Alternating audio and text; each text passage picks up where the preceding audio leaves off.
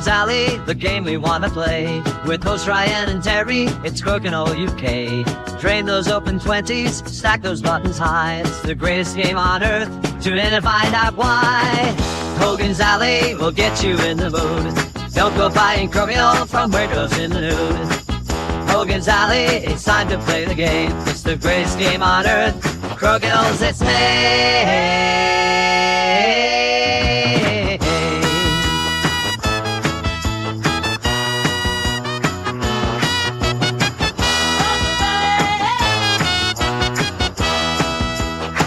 Good morning, good evening, good day, good afternoon, whatever time of day it is, and wherever in the world you are, welcome back to another episode of Hogan's Alley.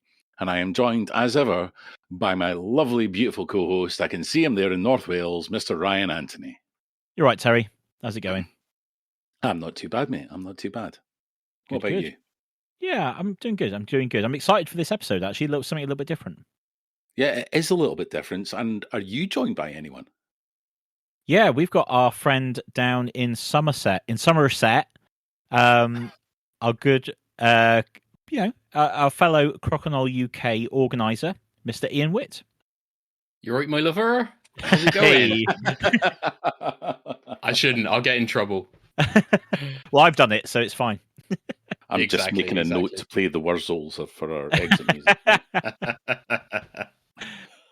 Yeah, so we thought we'd ask Ian to kind of join us on this episode because he's a big part of what we do in terms of Crokinole UK.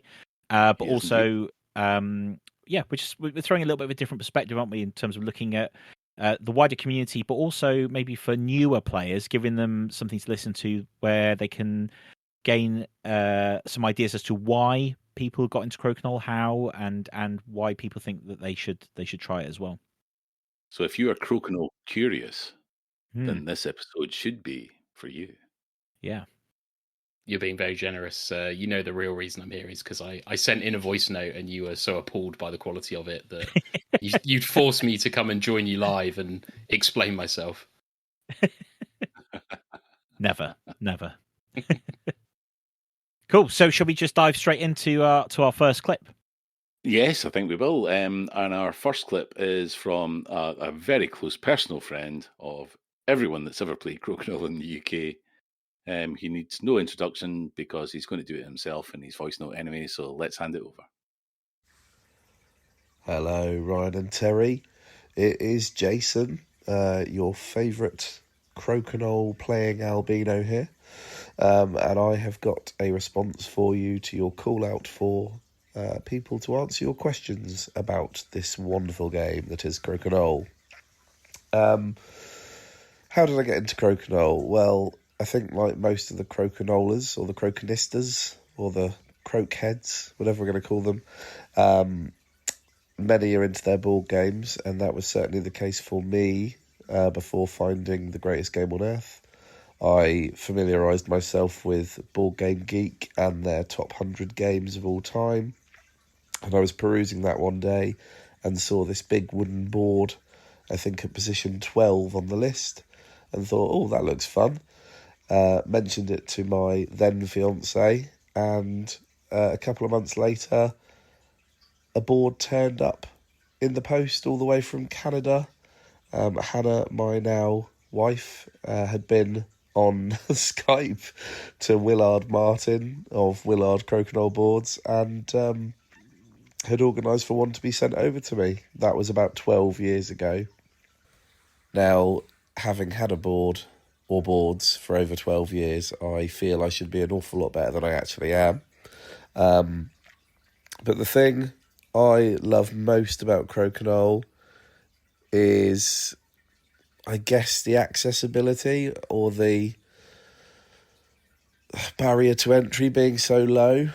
It's one of those great things that you can just have on a wall or a stand in your house, and it never fails to get a, "Ooh, what's that?" from anybody that comes visiting. I've played it with pretty much everybody I know.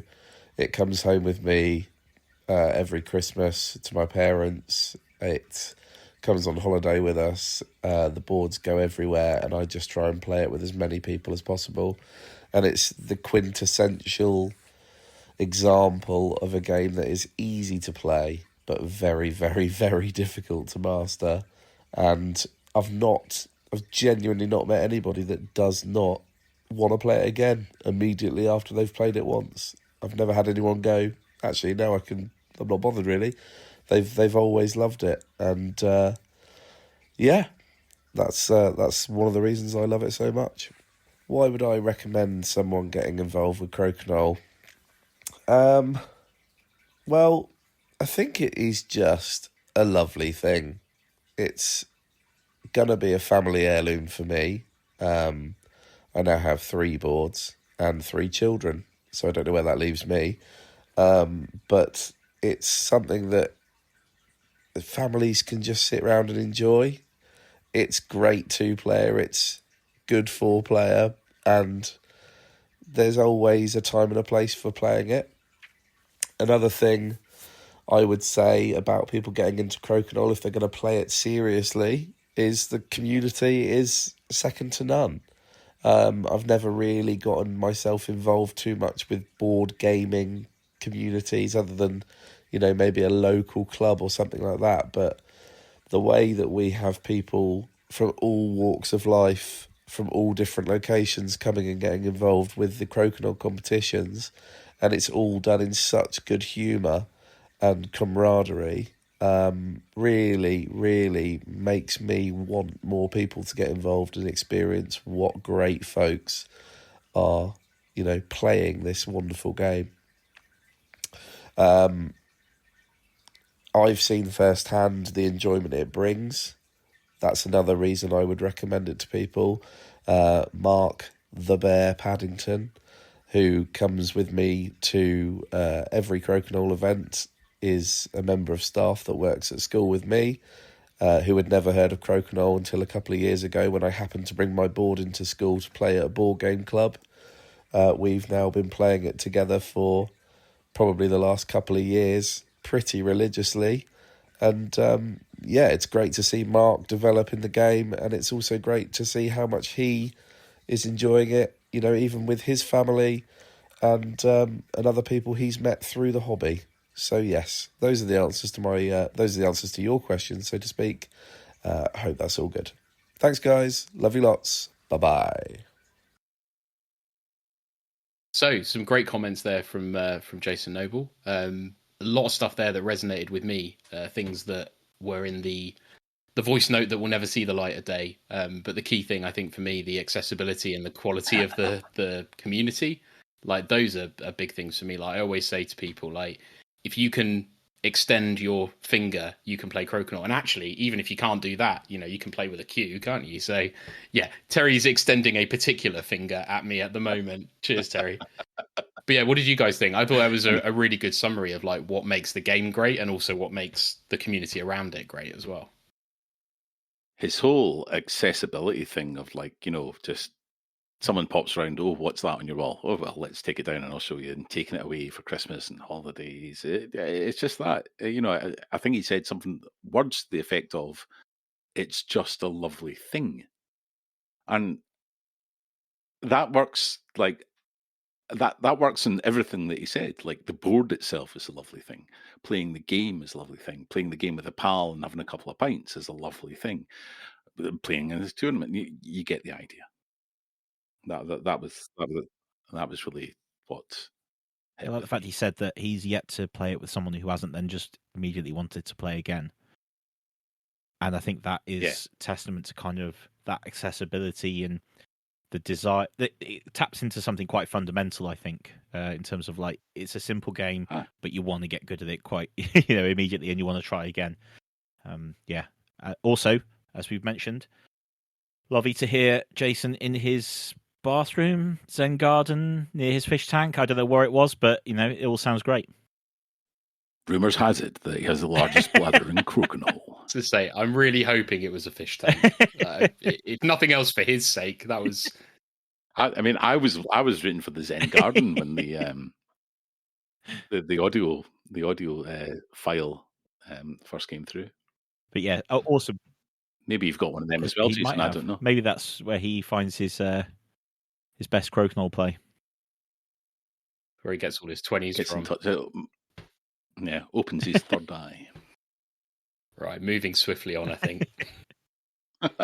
So next up, we've got a response that was sent in text form rather than audio form, and this is from, is it Michel Cloutier or Michael Cloutier? Michael Cloutier? I think Michel Cloutier, Okay. because Surname sounds very French, so I feel like I should go French with the first name. Apologies, Michel / Michael / Michael, however you pronounce your name. But we very much appreciated your answers. And what they were saying was that, in their words, if I didn't know better, I'd swear I was born with a Crokinole board. So this is a long-term player. Yeah, gives you a bit of clue about where they might be holding from. They said when they left home and started a family of their own, the game faded away a bit, but then they saw on YouTube some World Crokinole Championship footage, and all of a sudden it was like, all those childhood memories came rushing back for them.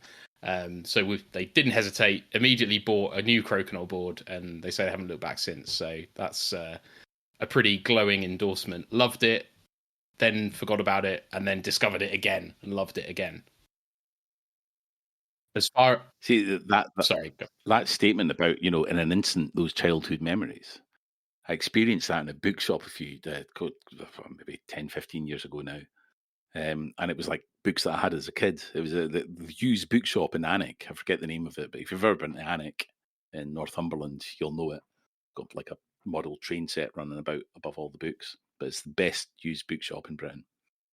And it just like, it's a book that I had as a kid. I was like, I'm buying it. Are there any others? It was like Rumpelstiltskin and Puss in Boots and stuff, But it was just that, wow. Nostalgia. It's such a wonderful, wonderful drug. I like the fact that they've kind of mentioned as well later on in their comments that it, again, and something that Jason said as well, that it's easy to learn, tough to master. And I think that's probably going to be a sentiment that a lot of people are kind of going to talk about. But I like the fact that they put in that it's fast-paced, addictive, and perfect for all ages. And again, just tapping into that kind of, you put it down in front of anyone, and they're going to be able to play. You talk about the nostalgia. Well, as it grows across the planet, the next generation of people who've grown up with Crokinole boards in their houses are going to have that feeling at some point, right? So even if you haven't played yet, you're tapping into something that is obviously effective in that way, maybe in the future or down the line, or within your family. So I think that's kind of a nice. It's something that is bonding people and kind of bring them together and can create those kind of memories, which is a nice thing. Yeah, and it ties back to what Jason was saying as well, that his boards are going to be, family heirlooms. It's quite convenient that he's got 3 boards and 3 kids. That's worked out. I mean, I don't know what happens if he buys a 4th board or if he has a 4th kid. Like, one way or the other, you've got to keep things in order, right?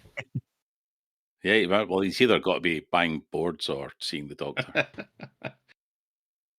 And the other thing that Michelle says is that basically Crokinole is just the perfect excuse to get together. And it's totally analog, so they're saying in this world we live in, full of screens and phones and distractions and all that kind of stuff, it's a truly down to earth analog experience, if you like. And that's kind of nice.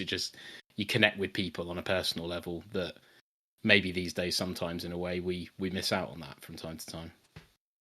Yeah, absolutely. I agree. Yeah. Says us from a podcast. There we go. I was going to say, I was very aware while I was saying that we're sat on a Discord chat recording a podcast, a purely digital form of media. But yeah, that's one of the good things about Crokinole for sure. It's old school.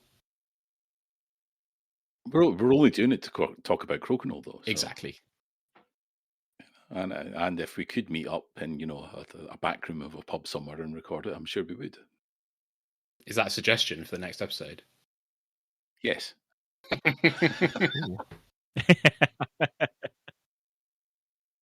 Nice. So our next audio clip is from Mr. Paul Judge. Let's have a listen to that. How did I get into Crokinole? It was the main man himself, Terry Brown, that turned up to my house one day. I think it was after he'd come to one of my gigs, and he had said, "Oh, I'm going to bring a board with me, and can I stay at your place?" I was like, "Yeah, of course you can." And when we got home from the gig, we bought a few beers, and we sat up for hours in the dining room playing Crokinole. I fell in love with it. It was amazing. What do you enjoy most about Crokinole? What I enjoy most about Crokinole, I think it's like the scene, which is bizarre because I'm not massively involved in it. But when I turn up to things, I am as welcome as somebody that's been entirely involved in it. I think it's pretty special. I've met people that have travelled really far to tournaments really close to me, and you kind of have that mutual thing of Crokinole that is a foothold, or like a stepping stone to kind of getting to know those people, and you generally hit it off pretty quickly. It's amazing. Why would you recommend other people to try Crokinole? Because it's so social. It's brilliant fun. I bought my board not long ago, after trying the game out, and it wasn't long after that I went for a Tracy, and that was great. And at Christmas time and New Year, we pull the board out, put it on the table, and it's brilliant. It becomes like a kind of beacon for the family. Whether you're playing or not, and it's not actually games we're playing. People are just sitting, firing pucks at the middle, having a go, and there can be like 4 or 5 people around the table. Everybody's having a giggle, having a shot or not having a shot. It doesn't matter. It's really casual. Just having it on the table is an attraction. But then for the people that are looking for something maybe like a little bit more deep, then you get into tournament rules and look into the community. It's brilliant. So, excellent comments from Paul there. Really interesting stuff. I think a lot of people will share a similar sentiment that they were introduced to Crokinole by our good friend, Mr. Terry Brown. It's come up once or twice. I think you're guilty of it, for sure. Yeah, definitely. And the impact on their bank balance accordingly. Well, they went into it with eyes open. There was an interesting statement he made there where he was talking about when you guys had that night of playing, and he said, "I fell in love with it." Yeah, he did. Which is for when you've just sat down and started playing a game for the first time. That's quite a bold statement, right? It's kind of quite a big thing to kind of say that you immediately loved something like that. Yeah, so, I remember the night well. I don't even think that he knew I was coming up. I knew he was playing this gig. It was like the early days of his jazz band, and they were doing this essentially just a warm-up gig before a few shows at a village hall in the middle of nowhere in Angus. I mean, honestly, I remember the village hall because it had a very pointy, almost alpine roof, and so it really kind of stuck out. But I just walked up there, and he was just, "Oh, do you want to come back?" And I was like, "Oh yeah, we could get some beers." Yeah, I've got a Crokinole board. But the rest of it, I think, is entirely right with my recollection that we just sat up till, I don't know, 1, 2 in the morning or whatever, just playing Crokinole, having a few beers, talking, catching up, listening to music. It was great. This is the other thing we always talk about, isn't it? It's the ultimate, just one more game. Yeah. It only takes 5 minutes or so. It's impossible to finish a session of Crokinole if you haven't already decided when it's going to end. All right, we'll have one more, and then it's another best of 3, and then it's another best of 5, and before you know it, it's 3 in the morning. And again, it turns out we're at 6 all, so we've got to play another one. Yeah. Exactly. And again, just like Michelle alluded to, and I'm pretty sure Jason said, Paul was talking about, getting out at Christmas and New Year. New Year being like Christmas on steroids in Scotland. And yeah, just a great thing to hang about and just, catch up with people. And yeah, he used another interesting expression, which was a beacon for the family. So you kind of this idea, like you say, that people just almost gravitate towards it, that they sit around it, they're flicking discs, they're not really playing the game even, they're just utilizing it as a way to kind of socialize. Yeah. And that's kind of the beauty of it. He tapped into saying about being part of the scene, and that even though he doesn't go to many tournaments, when he does, he feels super welcome, and that you're getting the real contrast there of that kind of competitive element and then that friendly family kind of casual element of it, and it bridges both of those areas and both of those times so well. I think. I just think it captures it because of its simplicity. I just think it lends itself so much to that. I think that was a really what a lovely kind of way to describe it as kind of like a beacon for the family. I thought it was lovely. I think that beacon thing as well. It is, just the presence of a Crokinole board is like it's a magnet. It pulls people in. Like whether you're at the pub or at a gaming convention or it's just up on your wall at home, who doesn't walk into a room with a Crokinole board in it and not ask, "What's that?" And that inevitably leads to you teaching them the game and then you playing for 8 hours. In the words of our favourite albino crokinista, it's just a lovely thing. It is just a lovely thing. I think that's a new T-shirt idea there, right? We should get the merch on that. Hang on a minute. I'm just getting in touch with the patent office as we speak. An interesting kind of different way in. So we've had another text comment, which was from Nigel Croft. Now, his way into playing Crokinole was a little bit different. He said that he and his son kind of got together to build a board. Now, that's kind of like they'd obviously seen it online, and that was kind of what got them into trying it. That's quite a baptism of fire in terms of kind of getting into the game, because I'm not a massive woodworker myself, but I know circles, they're hard. I know they're difficult to do.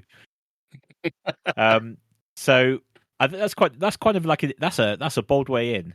I don't think he will be the only person. Probably not. Maybe to the extent that, I don't know Nigel, I don't know his background, but maybe to the extent that if he actually built a board before even playing it, then would be wild. Yeah. He then goes on to tap into a few different things that we've kind of heard from some of the other players. And I think, again, a lot of these will be universal. He talks about the social aspect of the game, which is great. It's a great game to play and still be able to chat with friends. That kind of taps into a little bit of what we heard from Paul there as well, kind of saying about the social element of it. What I like is he goes on to say, everyone I've introduced to it so far loves it. It's also a very beautiful piece of furniture. Now, we've talked about being a beautiful thing, but then to refer to it as a piece of furniture, now obviously it's kind of quite a large thing. If you're fortunate enough to be able to display it or have it out all the time, I guess it would qualify as such. Yeah, I mean, I guess in a lot of ways, it's like some people will decorate a room and put a nice chessboard on the table in the corner, or it's not a million miles away from hanging a picture on the wall if you wall mount it. It's just a beautiful thing that you're putting out on display, and like I say, I think it's always going to be a magnet for attention. It's a conversation starter because 99.9% of people who come into a room with a Crokinole board in it are never going to seen one before, so they're instantly going to be intrigued.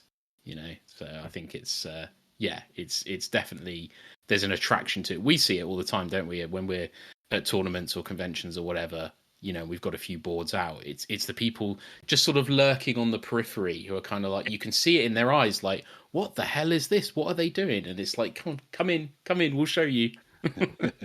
It's normally Terry doing that bit. Terry's the enabler. They are the ones I set my hooks right into. Your first hit's free. Yeah. Exactly, mate. I'm just a woodworking smack dealer. First try's free, and the next one we have to import from Canada. So yeah, nice comments again there from Nigel. So our next, we've got another audio clip, haven't we, from across the pond, from Seattle. Oh, we have. Yeah, from the Seattle Crokinole Club. We've got a message from Scott Newsom. Hi, I'm Scott Newsom, also known as Puck Flicker on various online forums. I'm from Seattle, Washington, USA, and I started the Seattle Crokinole Club. How did I get into Crokinole? Well, throughout my life, I've enjoyed playing all kinds of games, but especially dexterity games. Marbles, rod hockey, skittles, finger football, darts, horseshoes, cornhole, bocce, and most recently the Swedish game of Kub and the Canadian game of Crokinole. I first learned about Crokinole on the Board Game Geeks website and then YouTube back in 2015. I wanted to know more, so I joined various online groups looking for information about the game and boards. When an opportunity came to acquire a Willard board, I hopped on it. and that started my obsession with the greatest game on earth. What do I enjoy most about Crokinole? I enjoy the social aspect of all types of games that I play. Life is good when you are hanging out with friends, enjoying each other's company, and playing a game. It's a little better when you add an adult beverage or two. But the one thing I enjoy about Crokinole is the shock on people's faces when I sink a ricochet 20 from the outside circles of the 5 or 10. God, I love that. Why would you recommend other people try Crokinole? You know, I really never have to recommend people try Crokinole. People see me with my board, and they generally ask me about it. I offer to let them play, I talk them through the rules, and then let them go for it. The game creates its own addiction. By the end of the night, I usually have a couple new members to the Seattle Crokinole Club. I tell you what, it was lovely to hear a transatlantic voice getting in touch with us. That warmed the it even went as far as warming the subcockles of my heart. It's a challenge for you. Buttery. Yeah. Sorry, Ian, you go. No, I was just saying it's a buttery smooth accent for sure. It was very enjoyable to listen to. It was. We were saying off microphone that there's just something about an American accent delivered with confidence. And, you know, I bet Scott's got a bit of a swagger on him. You can hear it in his voice. Did you recognise the other games that he listed? I recognise a few of them, but not all of them. I will say, I'm kind of quite intrigued. Yeah, I had to Google what rod hockey was, but it was what I thought it was. But that's the Stigo hockey. Yeah, it's the kind of it's like foosball, but it's hockey. Yeah. I've got a set in the loft. Unusual. Oh, really? Yeah, I bought it second hand. It came up in I forget where. But I'm a hockey fan, so I was just like, yay, let's get that. Fair. Nice.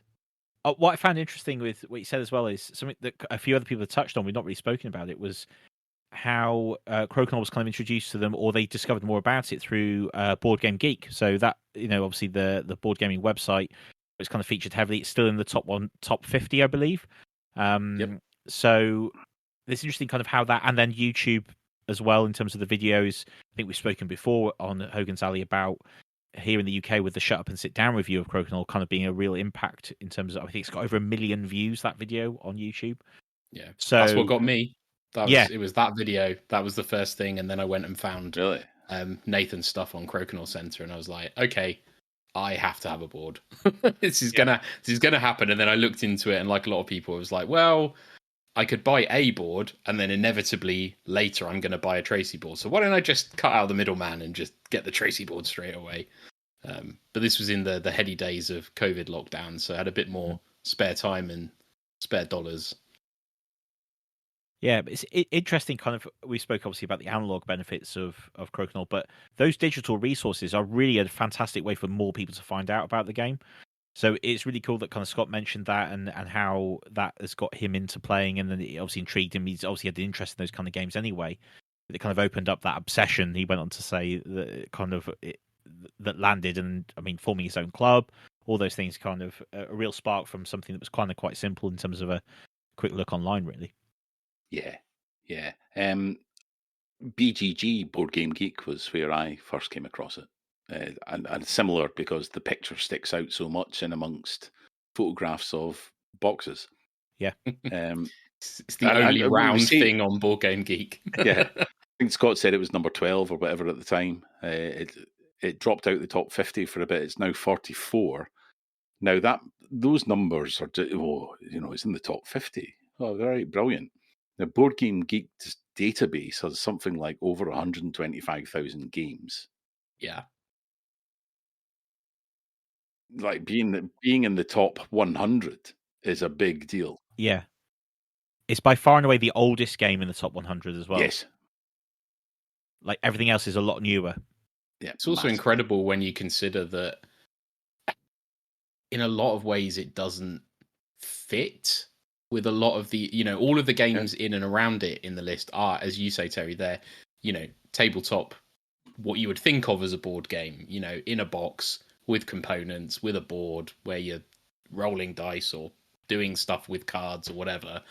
Yeah, there's not much else up in those the top 100 or certainly top 50 that is like Crokinole. It's quite unique. Nothing, and I would probably even go as far as the top 1,000. Yeah, this is it. I don't know where like chess and backgammon and carom and stuff like that are in the list. I didn't have time to Google it, but yeah, I'd be surprised if there's any dexterity games almost anywhere close. Probably. I'm just scanning upwards now because I had to fire it up. I don't think so. No, nothing jumps out. A whole load of good games and some pretty average ones as well. That are probably just there for a little amount of time.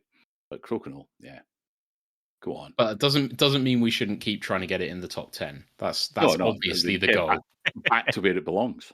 Exactly. Taking its rightful spot at number 1. Get voting. No, I don't know if we want to be number 1 because, like, Board Game Geek, like in the board game community, get very touchy about what's number 1, and it causes all sorts of controversy. Right. I'll just take a solid top 10 just to say, right, we're up there. Bubbling around 6, 7, 8 for a good. Yeah, exactly. You're getting you're getting a buy at the World Championship, but you're not the number 1 on the front of every magazine. Cool. Listen, Scott, Puck Flicker, Newsome, thank you very much for getting in touch with us. It was really heartwarming, as I said before. We'll take a short break and then we'll be right back with something else.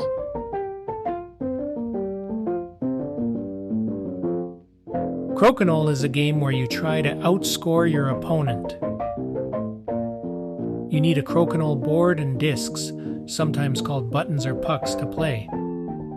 On your turn, you flick your disc from the back line of your quarter of the board. If the board is clear, or just your discs are present, you must shoot to the center. However, if your opponent has a disc on the board, you must strike it. If you fail to complete a legal shot, all of your discs involved are removed from the board. Ouch! During shots, one buttock must be in contact with your chair. This is known affectionately as the one-cheek rule. This always gets a giggle. You alternate shots until you both run out of discs. Each section of a Crokinole board is worth points, with discs sunk in the hole worth 20 points. These discs are removed and that score is safe. At the end of the round, discs in the inner ring are worth 15, the middle ring 10, and the outer ring 5 points respectively. At the end of the round, you add up your scores. The highest scoring player wins and scores the difference in points. The winner is the first to 100, or the highest scoring player over a set number of rounds. Scoring might be different if you're playing in a tournament, but don't worry, it's simple enough. And now you know how to play Crokinole. I hope you enjoyed that. It saved me a whole lot of effort trying to think up something witty. So we're just going to use that this week. Month, episode, whenever. Hey, if you don't like it, it's free, Like a well-oiled machine, Terry. Well, if you listened up to this point and you kind of go, "Oh, it sounds really good. I've got no idea how to play." Now you know. Right? Simple as that. Yeah, what about for those of us who have listened and still have no idea how to play? Because go to YouTube. No, I just meant no idea how to play well. I know the rules. Oh, I just YouTube. Okay. Oh, well, I can't help you with that, Ian. You see me play, right? Yeah, I can't help you with that. Just practice, Ian. That's just practice. I know, it's such a simple answer and yet so difficult to implement. Yep. Yep. There we go. Our next response by text is from Chris Griffin. So he got into Crokinole purely by chance at a friend of a friend's house. So it's always that one step removed, isn't it? Do you reckon there's like a 6 degrees of separation thing for Crokinole? Oh, there must be. Everyone in the world knows at least one person within 6. Yeah. Must be. I mean, I reckon it's within 5. Like, Crokinole's better than Kevin Bacon, right?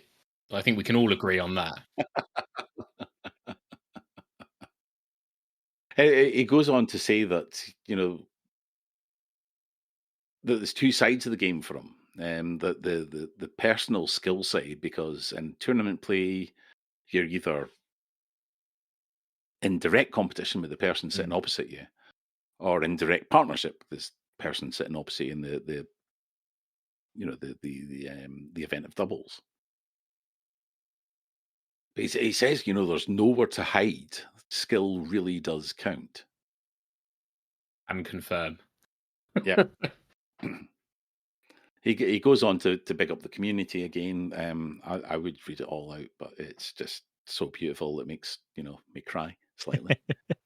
And just that thing again about it's a beautiful game on a beautiful board, and it's a great escape from technology.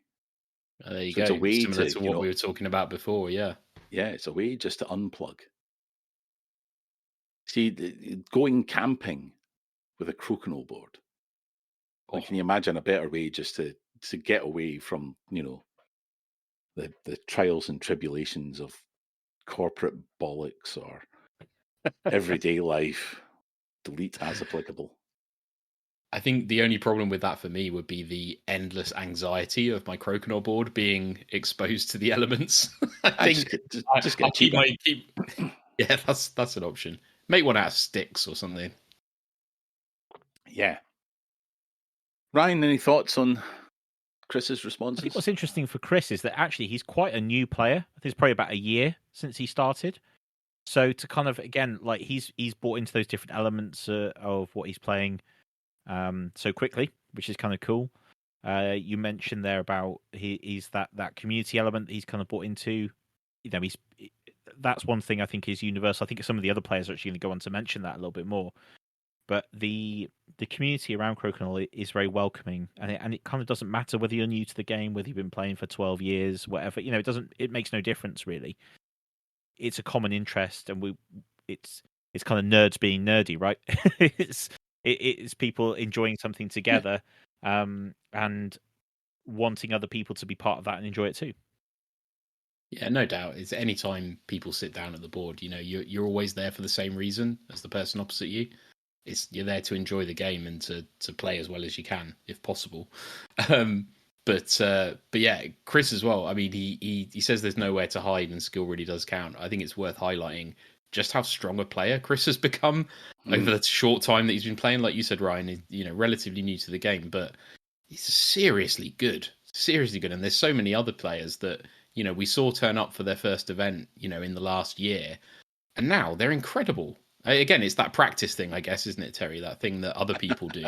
But it really astounds me every event, and every time I see people playing competitively here, the standard just keeps going up and up, which is awesome. Not awesome if you want to try and actually make it to the knockouts, but it's incredible to see how quickly people are developing.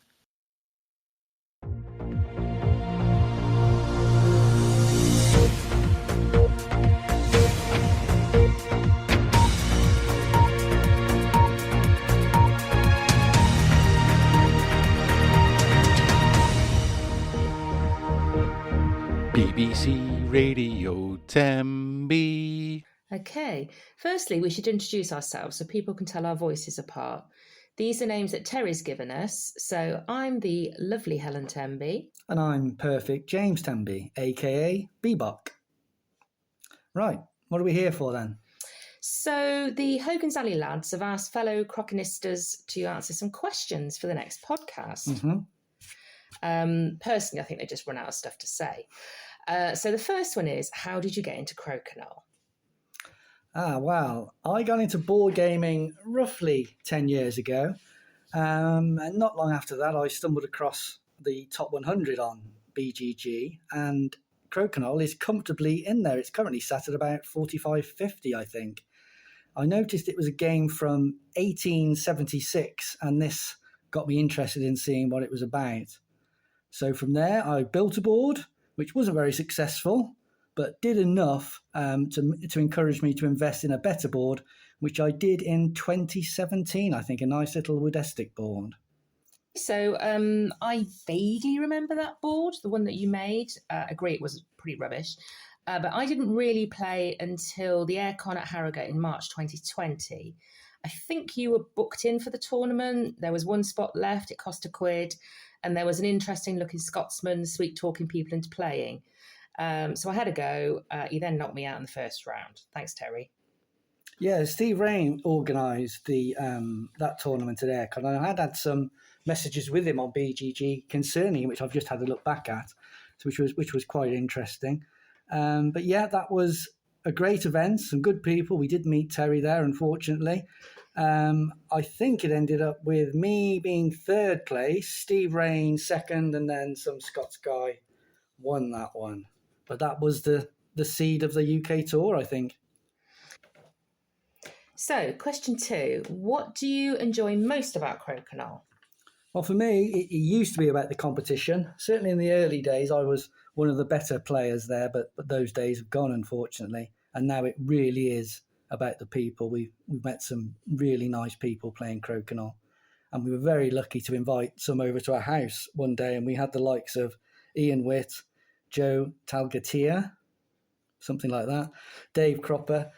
And of course, we had arguably the best player in the UK at the moment, Steve Burrows, and arguably the best player of all time, Brian Cook, all in our house. It's not often you get to invite world champions into your house.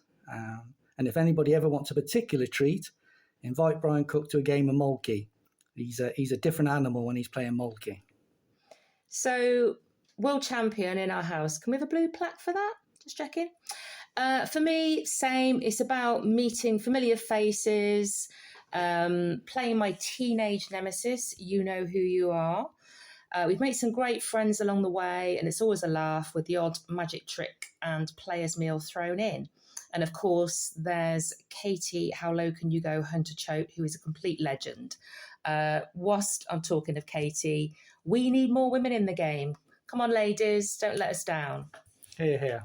Okay, so the third question is, why would you recommend other people try Crokinole?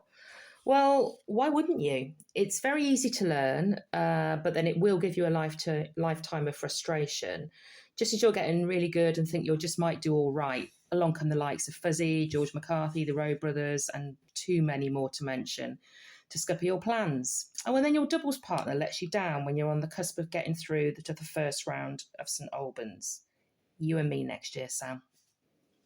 And look, it is the greatest game on earth, and the UK tour only enhances that belief.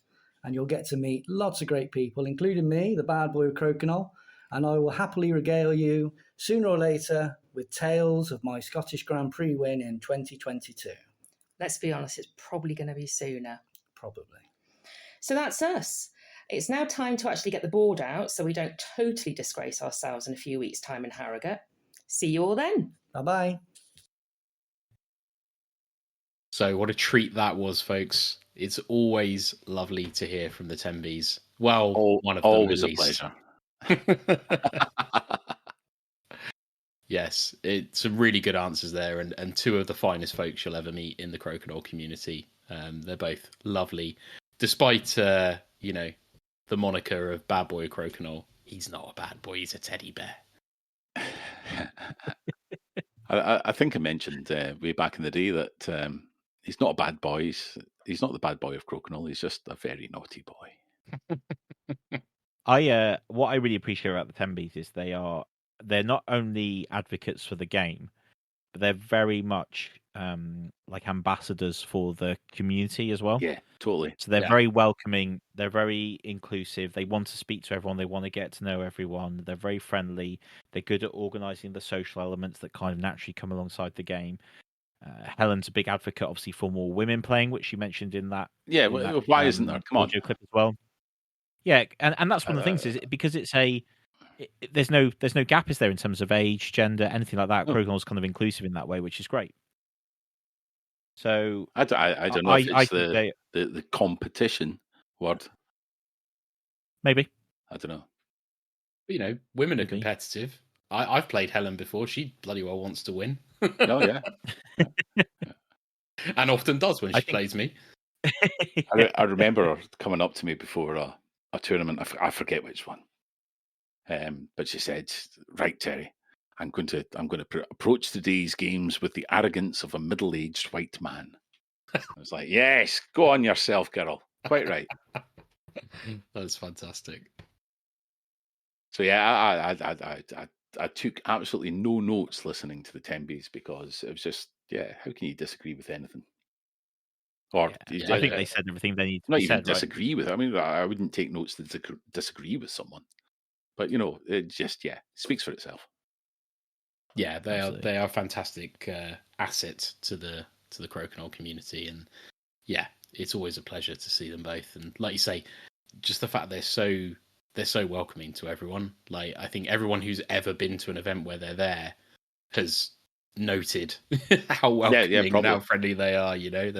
They're just the best kind of people. And yeah, like they were mentioning, that day that we had at their house was phenomenal as well. They opened up their doors to a bunch of us ragamuffins, and had a fantastic time. Mostly losing because Brian and Steve were there, and Joe, and well, basically everyone who was there was really good. And I'm just like, oh, okay. It was fun though. It's right up our Hogan's Alley. So the next text response we've got is from none other than Matt Prowse, another prominent member of the community, guy who's put a lot into the game and the community, and makes his own boards and has little half-size boards that he does events in schools and all sorts of good stuff. He says that he runs a board games club in the village once a month, and Simon Harper brought his board one time, and actually Matt's son loved it, and that was how they both got into the game. Matt's son actually a pretty handy player as well, right? I believe he's the first Scotsman to win a UK Tour event. Yeah, he's the current juniors champion. So for the Clash in Wales. So yeah, good player. Yeah, shout out to Alex. Yeah, he played really well that day. So it's cool. Again, kind of bring your families together, right? Yeah, 100%. And he goes on to say, when it comes to what he loves about the game, it's pretty simple. The folk. Yeah, this is the recurring theme that we keep hearing. The competition's great and the game's great, but the people are what makes it. He says, I've spent more time making boards than playing around them, but I do enjoy that too. So, he's echoing a lot of what we've heard from the other contributors beforehand, right? Yeah, well, and just one of the most passionate people about the game I've ever met, and we'll hear from another one soon. Ooh, I'm going to. Ooh, I know. He didn't talk about this in his answer, and I hope I don't embarrass him by saying this, but I've spoken to Matt quite at length, and for those who don't know, Matt actually had a stroke. Yeah. And he was quite unwell for some time, and actually gaming was a big part of his recovery. So especially with him being able to reconnect with his children and stuff like that, and again, I hope he doesn't mind me saying it, but it was a big part of that, and Crokinole is obviously part of that. He mentions there about the fact his son loved it, and all these things kind of add into that. And so sometimes we can kind of think, oh, well, it's just a game, and it's just something silly that we kind of spend a bit of time going away, it's a while away, a few hours or whatever, but actually can have a big impact.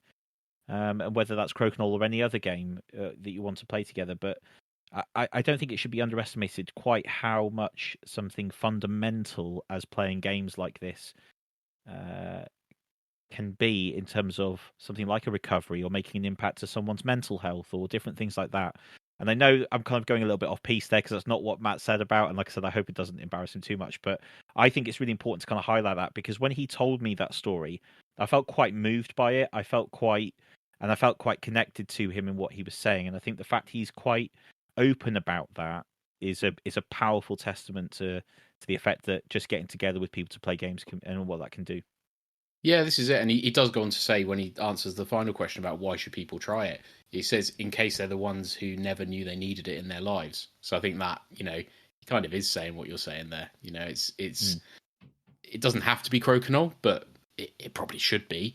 But yeah, that social element, that familial element, the just the camaraderie of it, it's just a lovely time, isn't it? It's always a good thing. And yeah, whether it's the social side, the competitive side, or any other element of it, it's genuinely, I don't want to say therapeutic, but it's a good experience for everyone.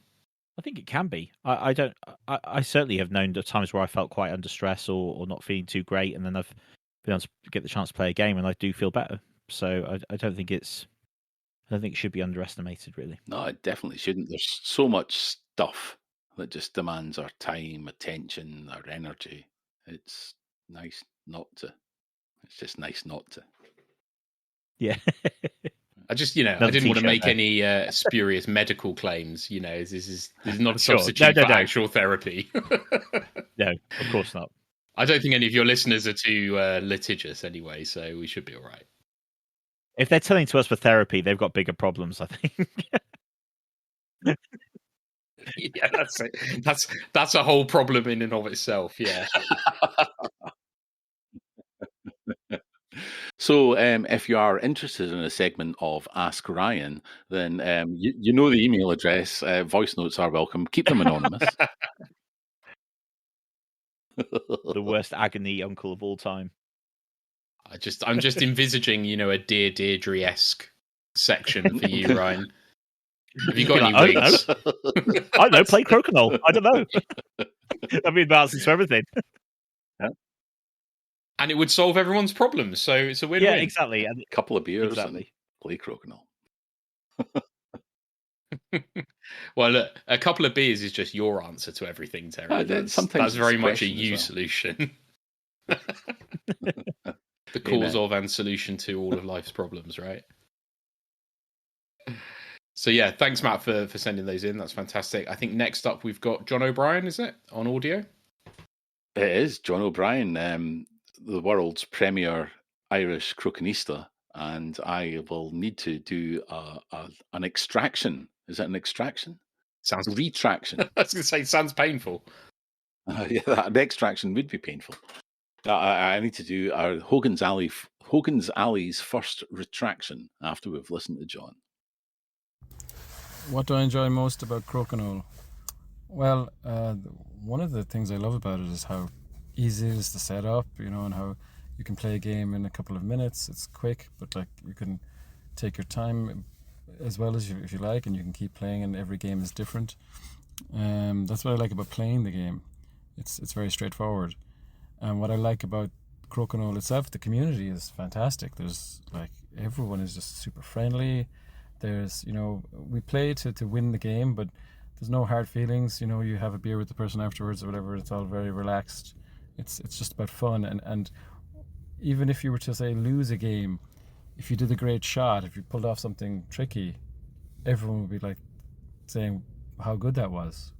There's the camaraderie there is great. Why would I recommend other people try Crokinole? It's great fun. It's you can play. It's open to all ages. Almost anyone can play the game. You can have grandparents playing with the grandkids. You can play doubles, so you can mix up the skill sets. It's a great family thing. You talk while you're playing. Parents are worried about their children having screen time and all that kind of stuff. It's like the antidote to that. It's like you engages conversation and playing. And then I work with children, and I bring the board in, and it teaches them turn taking, angles, maths, how many pieces are left, how many points are left, cancelling out. This disc cancels out that disc and stuff like that. And it's great for coordination. It's got everything. How did I get into Crokinole? Well, I was at a house party in a place called Kincardine, but not Kincardine in Scotland, Kincardine in Ontario near Lake Huron.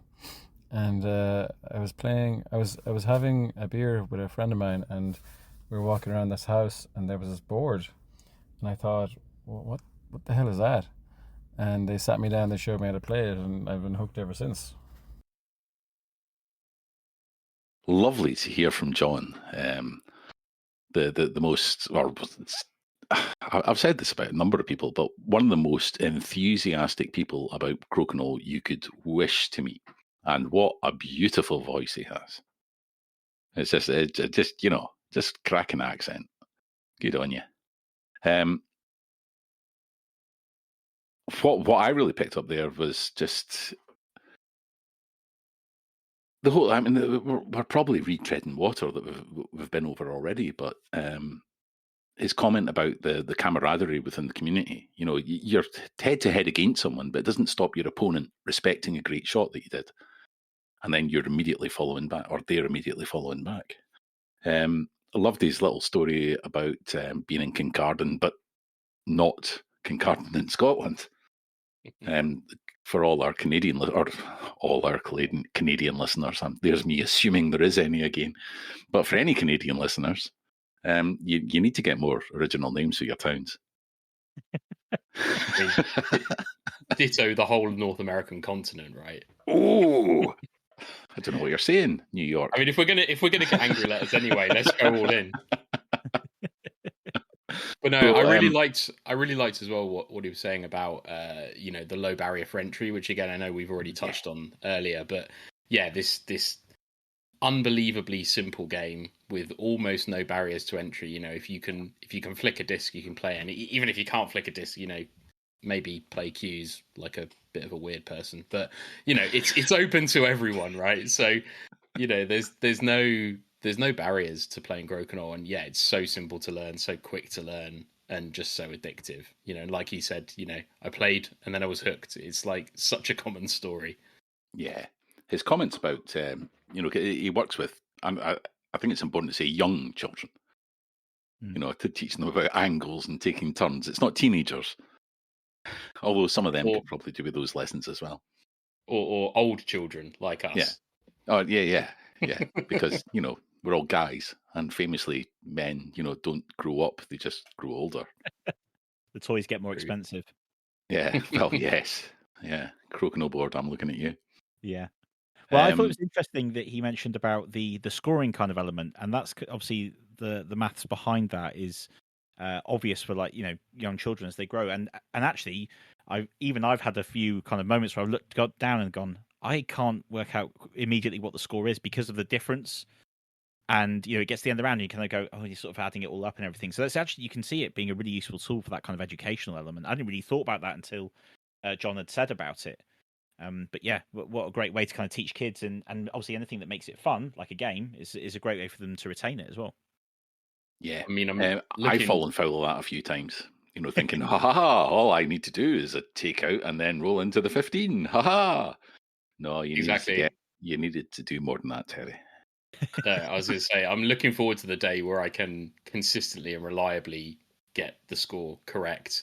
There's so many games where I get to the final shot and I'm like, okay, just give me 10 seconds to just look at this, because I've got this wrong so many times. I want to make sure. Yeah, we need Crokinole UK abaci. Is that the plurus of an abacus? Oh, I don't know, but yeah, that would be some good merch. Yeah, no, for the hard of thinking at the business end. I was going to say, or we could just get better at simple arithmetic would be the other option, but I don't know which is less effort. Where's the fun in that, Ian?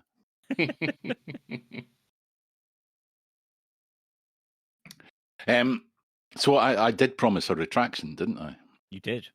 I did. So, and we won't do this in kind of Daily Mail way of burying it away on page 37.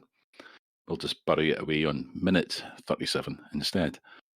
And I'm just trying to flag it up because I said on one of the last episodes that John formed a club with Brian Cook.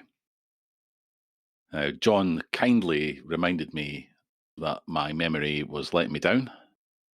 In the words of a lawyer that I once worked with, I may have misinformed myself. Yeah, seriously. He never set up a Crokinole club with Brian Cook. He just, and I quote, I just got my arse schooled by him a few times at the World Crokinole Championships. But he was a founding member of the Waterloo Crokinole Club in I presume, Canada, not Belgium. Again, names. And that was with an English guy called Joe Henson and a Canadian called Alex Protas. And the club is still going great guns. Indeed, I've heard of it, even though I believe, or John has informed me, that none of the founding members are still around. Yeah, I think the NCA still have a tour event Wits in Waterloo, right? If I I'm think so, remembering yeah. rightly. Rings a bell from their schedule. I'm sure. Again, we'll get angry letters if I'm wrong, but I'm pretty sure they still have an event. So there we go. Ireland's greatest gift to Crokinole, and his legacy lives on. So who else do we have? Who's left? So we've got some more written comments from our good friend Ian Hayward. Hell of a guy. Yeah. Great name. Fantastic name. Hayward, I've always managed that. Yeah. Admired that name, yeah. I always like with Ian because he's very direct. He just says it as it is, Yeah. So he's like, I've got no idea how I got into it. That's the first line of the comment, which I think is hilarious. It's not really answering the question. But he had played Caron before, and he'd seen. I think he said he was looking for new pieces for his Caron board on Masters of Games, which is obviously a supplier here in the UK of traditional wooden games. And he saw these expensive round boards, and then he got a 30 board from 30 from Essen in 2018. Yep, French manufacturer. They're really good boards if you're looking for something more towards the budget end. Nice, that's good to know. And he says he bumped into this Ian at Aircon. Hello. And cross paths over Crokinole, I guess. Yeah, I mean, Terry, you're not the only one who's roping people into this crazy game. I do my bit of recruiting as well, but I just love this idea that Ian doesn't know how he got into Crokinole. It's just something that suddenly he was playing it and he doesn't really know how or when. It's brilliant. Yeah, I mean, I've met a few Caron players who then have got into it and played, because you can obviously see the transfer of kind of interest through that. Yeah. But yeah, it's funny. He goes on to say that he enjoys the competition and the interest he gets from passers-by whenever there's boards around. I mean, we've sort of spoken about that already. And he says that people on the tour are awesome, apart from the people who keep beating me. So I feel the same way. Although he doesn't specify what like the ratio is there. Is it? So it's kind of like, well, maybe he thinks no one on tour's a nice person if they're all just beating him.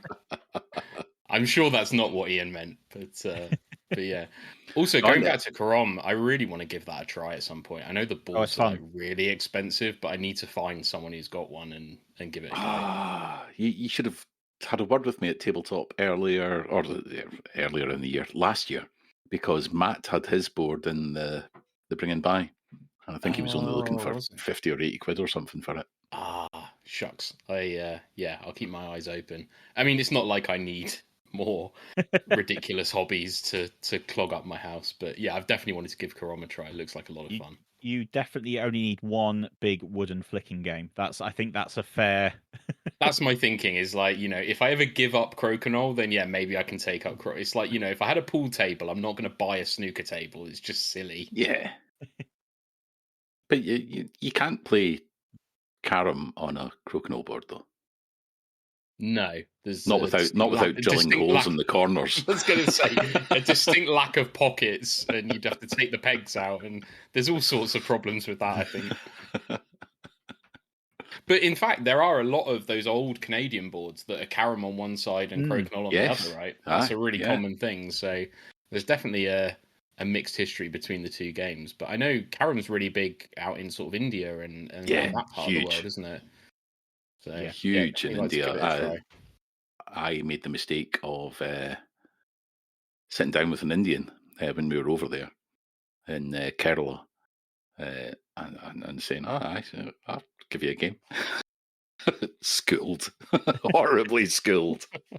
Like it was just not even close. It's good. So pretty much like when you play Crokinole, right? Same experience. Well, it depends who I'm playing against, but usually, yeah. My winning days are in the past, Ian. I'm all about development now. This is it. Yeah, it's all about supporting the community. It's not, yeah, exactly. It would be bad form if I was to rock up and do well too often. It's not just bitterness at being unable to win anymore. No. Maybe. I mean, at least there was a time where you were winning. I can't even claim that. It's like, no, I've just gone from being medium to less good medium. Yeah, at least I don't go on about it, unlike James Denby. Well, yes, indeed. It was him I was thinking of when I was making that comment. Love you, James. Kisses, Jimmer. Should we get to our last audio? Let's do it. From one of the newest players in the Crokinole UK community, but also, without a doubt, one of the most enthusiastic players we've encountered in recent years. Oh, he's a living dynamo. And that is saying something. Indeed. So let's have a listen to Andrew McMillan. Hi, Terry and Ryan. It's Andrew McMillan here. Just to answer a few of your questions. How did I first get into Crokinole? It was after a whisky night in October last year at the wonderful Albert Tavern in Fruki, and Matt Price walked in with a board on his back looking a bit like a turtle. A couple of minutes later he got it out and we had a quick game, and after 8 shots I was hooked, although if you ask Matt, he said I was hooked after only 2. What do I enjoy most about Crokinole? It's an easy game to pick up and understand. It's quite like indoor curling, which I play, so I love the tactics in the game. I'd love to say that I enjoy touch 20s, but they don't come off very often. And why would I recommend other people try Crokinole? One of the great things about it is the fun and friendship. It's always great playing other people. It's always friendly, win or lose, and people are very generous in helping newbies like myself to the game and giving advice. So yeah, that's it. And carry on all your great work on the podcast. Hogan's Alley is fantastic. Cheers, guys. Great to hear from Andrew McMillan. Just what a guy, and just an absolute legend. Played a couple of shots, if you believe Matt, and got absolutely hooked. 8 shots, if you believe Andrew. Let's split the difference. It was somewhere in round 4 or 5. I mean, from what I heard, it was a whiskey night, so recollections may not be trustworthy. Yeah, probably not. Yeah, probably not. But I've seen a board set up in the Albert. The Albert's just this great old Scottish pub, and I've probably shared the photograph with at least Ryan. Probably you might have possibly seen it as well, Ian. But it's just like a Crokinole table sitting in this little back room in a Scottish pub. There's like a whiskey mirror, some kind of branded whiskey mirror in the background. There's a fire going. And it's just That's lovely. Crokinole in its natural habitat. I think it also sounds like your natural habitat as well, from the way you're describing it. I wish. I actually think it's my favourite place to play Crokinole is a pub. I think it just lends itself to that atmosphere perfectly, and it kind of encapsulates everything we've been saying about the game in terms of the social element, the fun element, the ease of teaching, the interest it gets from other people, the ability to play a load of games in kind of a short space of time. One of the things I've mentioned in a previous thing where I was talking about it is that unlike pool, where if you play against someone who's very good, you could never see any action at the table. You might not get up and take a shot for several minutes because they're clearing the table. In Crokinole, you're guaranteed shots. Even if you're playing against someone much better than you, you're guaranteed shots. And I like the fact you're always involved in the game. Yeah. And I can see why when someone like Andrew kind of comes along, he's mentioned there about his curling background and kind of the appeal of that kind of feeling of like, I'm always involved, I can take a shot, it's alternating. It's all these things that kind of just keep you engaged, keep you interested, and make it a lot of fun, which I think is what Crokinole fundamentally is about, is that it's a lot of fun. It's a lovely thing. It is a lovely thing. Absolutely. So, kind of wraps up what we've been talking about. Hopefully it was of interest to people. Hopefully people enjoyed kind of hearing about different reasons why they should get into Crokinole and how different people got into Crokinole. if you're interested in getting into Crokinole, I highly recommend that you check out the Crokinole UK website, which is crokinoleuk.com. If you're elsewhere in the world, there'll be something going on local to you, I'm sure. So just jump on Google, find out what's happening. There's lots of separate clubs in the US, in Canada, Australia, South Africa, across Europe. There's lots going on. There's stuff going on in Asia as well now. So if you get the opportunity to do so, search out something local to you and give it a try. We're sure you won't regret giving it a go, that's for sure. So thank you, Ian. Thank you, Terry. Thank you, guys. Thank you. Thanks for having me, guys. If you've enjoyed this episode of Hogan's Alley, we'd really appreciate it if you would subscribe to the podcast, leave us a review. It's a great way of other people finding out about what we're doing here and finding out more about Crokinole and the community here in the UK. Also consider, and we're not ones to do this, about subscribe and share and all that algorithm stuff, but do consider sharing this one with someone that you think might be into. Absolutely.